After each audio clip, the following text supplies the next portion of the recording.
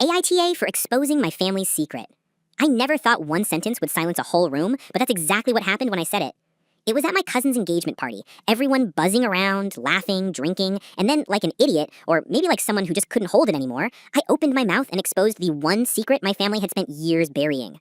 The looks on their faces, it was like I'd taken a sledgehammer to glass. My uncle dropped his drink, my aunt went pale, my mom froze with her fork halfway to her mouth, and my dad looked at me with a kind of fury I've never seen before, like I just ruined everything. And maybe I did, because what I said, what I let out, wasn't small. It wasn't something you could laugh off or patch up with an apology. It was the kind of truth that burns bridges before you even realize you lit the match. But the craziest part? I didn't even plan it. It just came spilling out of me, raw and unstoppable. And now there's no going back. The silence after I spoke was so heavy, it felt like it could crush me. My little cousin started crying. Someone muttered, "Is that true?" And all eyes turned to my parents. My dad's hand was gripping the table so tight his knuckles turned white. My aunt looked like she was about to faint. And me? I was just standing there, heart pounding, waiting for someone, anyone, to break the silence. But no one did. Not at first. And in that silence, I realized I had just crossed a line that could never be uncrossed. Let me rewind so this makes sense. Growing up, my family always felt off. Not in a dangerous way, but in this strange, tight-lipped way. Like there was always something happening just out of view. Conversations would stop when I entered the room. If I asked too many questions, I'd get snapped at or told, "That's not for you to worry about." As a kid, I thought maybe it was normal. Maybe all families had their things they didn't talk about. But the older I got, the more obvious it became that my family wasn't just private, they were hiding something. The first time I really noticed was when I was about 12. We were at a family reunion, and one of my older cousins who'd had a little too much to drink blurted out something about the real story. My aunt practically dragged him outside before he could explain, and when I asked my mom later what he meant, she brushed me off. He doesn't know what he's talking about, don't listen. But I remembered. And once I started noticing cracks, I couldn't stop. Little slips in conversations, whispered arguments behind closed doors, family photos that seemed incomplete, like someone had been erased from the story. It built up in me for years, this gnawing, ugly curiosity. I wanted to know. No, I needed to know. And every time I was shut down, it only made me dig harder. Fast forward to last month, my cousin's engagement party. Everyone was there. Everyone. And after a few drinks, the tension that always sat heavy at family gatherings seems to thicken. My uncle made a joke that wasn't really a joke. My aunt gave him a sharp look. My parents started whispering furiously to each other, and suddenly it all clicked. In my head, like puzzle pieces snapping together. The secret.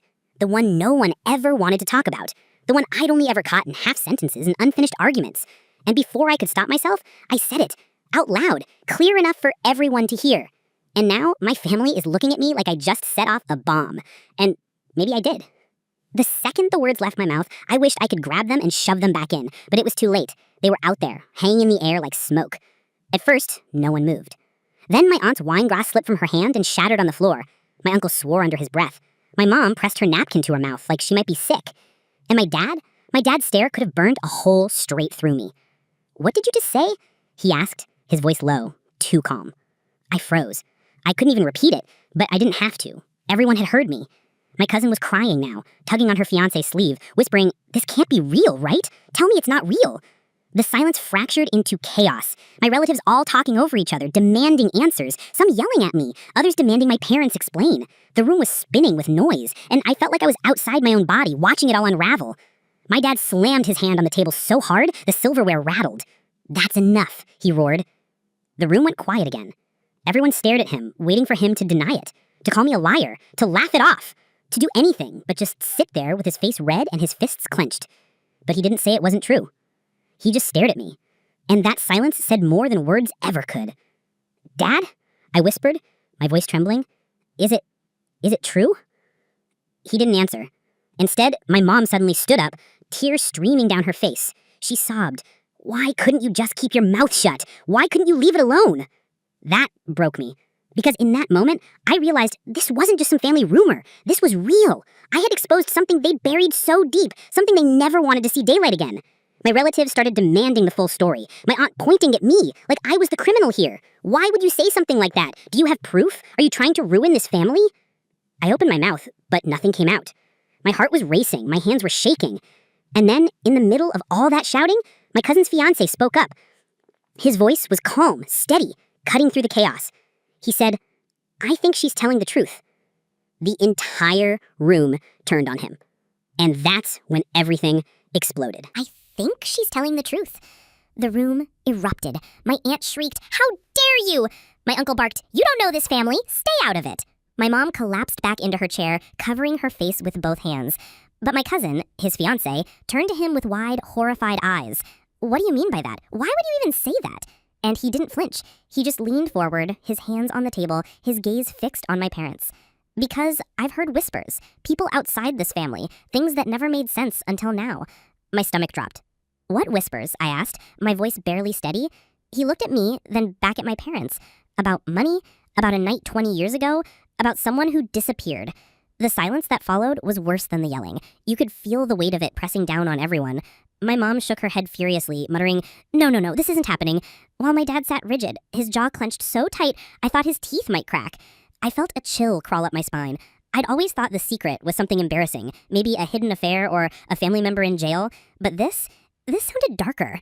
"What disappeared?" I asked. Nobody answered. "What disappeared?" I demanded this time, my voice breaking. That's when my cousin slammed her hand on the table. "Someone better start talking, because if I'm marrying into this family, I deserve to know what the hell I'm walking into." My mom finally lifted her head, her mascara smeared, her voice shaky. "It's not what you think." But my dad cut her off, his voice cold. Don't say another word." The way he said it, like a threat, made the hairs on the back of my neck stand up. And then, my aunt, who'd been silent this whole time, suddenly spoke. Her voice was quiet, but it cut sharper than a knife. "They'll never tell you the truth," she said. "They've lied for years. They lied to protect themselves, but they can't bury it forever." Everyone turned to her. My dad's face went red, and he snarled, "Enough." But she ignored him. She looked straight at me and said, "It wasn't just money. It wasn't just lies. It was blood." The room went dead silent again. Blood. I felt my breath catch in my throat. My cousin gasped. The fiancé pushed his chair back as if he couldn't sit still anymore. And in that suffocating silence, I realized the secret wasn't just some family scandal. It was something far worse. And I had just dragged it out into the open. "They'll never tell you the truth," my aunt repeated, her voice trembling but steady enough to slice the air. "It wasn't just money. It wasn't just lies. It was blood." The words echoed in the room. My cousin's fiancé leaned forward, eyes sharp. "What do you mean by blood? Did someone—" "Shut your mouth," my dad roared, standing so fast his chair toppled. His face was crimson, his fists clenched at his sides. He looked like he might actually strike someone. "Dad, what does she mean?" My voice cracked, my throat tight. Did someone die?" My mom whispered something under her breath, almost like a prayer, and wouldn't look up. My aunt, who'd been silent this whole time, almost like a prayer, and wouldn't look up. My aunt, ignoring my dad's rage, pressed on. "You think your perfect parents are who they say they are. You think this family is clean. Ask them what happened to Daniel." The name hit the room like a thunderclap. Everyone froze. Daniel. I had never heard that name before. Not in family stories, not in whispered arguments, not in anything. It was like she had just ripped open a sealed vault. "Who's Daniel?" I asked, heart hammering. Nobody answered. I asked again, louder this time. "Who is Daniel?" Finally, my aunt looked at me. Her eyes were red, and for a moment I thought she might break down completely, but instead she said, "It was your brother." The floor dropped out from under me. My knees went weak. I grabbed the back of my chair just to steady myself. "My brother?" I stammered. I don't have a brother." My aunt shook her head slowly. "No, you had a brother, and they never told you because Daniel didn't just disappear." She looked at my dad then, her voice like steel. "They made him disappear." Gasps filled the room. My cousin's fiancé's face went pale. My cousin grabbed his arm like she might faint. And me? I couldn't even breathe. My ears were ringing. My chest felt like it was being crushed. "Stop it!" My mom suddenly screamed, her voice hoarse. "Stop filling their head with lies. You don't know what you're talking about." But my dad, he didn't deny it. He didn't say my aunt was lying. He just stood there, shaking with fury, veins bulging in his neck, but not a single word of denial passed his lips. That silence, that awful silence, was enough. I realized in that moment that the life I thought I knew, the family I thought I had, was built on something monstrous. And now, the cracks were breaking wide open.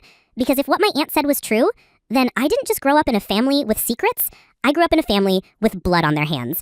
And I wasn't sure I wanted to know the rest of it. The room was spinning. My aunt's words, "He was your brother, they made him disappear," were crashing against my skull over and over. I looked at my dad, desperate, terrified. "Tell me she's lying, please. Tell me Daniel isn't real." He just stared at me, his jaw clenched so tight I thought it might snap. His silence was louder than anything he could have said. My mom was sobbing now, begging, "Please, please stop. We can't do this here." But it was too late. The secret was out, and there was no shoving it back into the dark. "Where is he?" I demanded, my voice breaking. "What happened to him?" No answer. My aunt spoke again, her voice flat, like she'd been holding this weight for years. "Daniel was 2 years older than you. Sweet boy. Quiet. But one night, he vanished. They told us he'd drowned in the lake, that it was an accident. But there was no funeral, no body, just silence. And then one day, his name was gone too, erased, like he never existed." I felt my blood run cold. A brother I never knew existed, erased from the family history like a stain. I turned back to my parents. "Is this true?" Finally, my dad spoke. His voice was low, rough, like gravel. "Daniel was difficult. You don't understand. You were just a baby." "What does that mean?" I screamed. He slammed his fist on the table, making the glasses jump. "It means he was dangerous. He wasn't like you. He wasn't normal. He hurt things, animals, people. We couldn't control him." The words hit me like a slap. My chest was heaving. "So what, you got rid of him? You just erased him?" My mom was shaking her head violently. No, that's not what happened." But she couldn't finish. Her sobs choked her words. My aunt's face was pale. "You didn't protect him. You punished him." My dad snapped toward her, his eyes blazing. "You think you know what it was like. You weren't there that night. You didn't see what he did." "What did he do?" I shouted, tears blurring my vision. Silence. The kind of silence that means the truth is too terrible to say out loud. Finally, my cousin's fiancé, voice trembling, asked the question I couldn't. Did you kill him?" The air left the room. My dad didn't answer. He just stood there, his chest heaving, his eyes dark and unblinking. My mom buried her face in her hands and wailed. My aunt looked away. And that silence, that sickening silence, was all the answer I needed. My knees buckled. I slid into my chair, shaking, numb. Everything I thought I knew about my family shattered in that moment. Daniel was real. Daniel was my brother. And somewhere along the line, my parents decided he didn't deserve to exist. And now I had blown it wide open for everyone to see. That night, I couldn't sleep. I kept hearing my aunt's words, my dad's silence, my mom's broken sobs. But what haunted me most was what happened when I finally dragged myself to bed. I opened my bedroom door, and sitting on my pillow was a photograph. Old, faded, yellowed at the edges. It was me as a baby, and a little boy beside me, maybe 4 or 5 years old.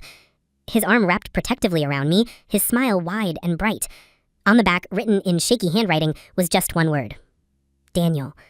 And underneath, in fresh ink, something else had been scrawled. I never left.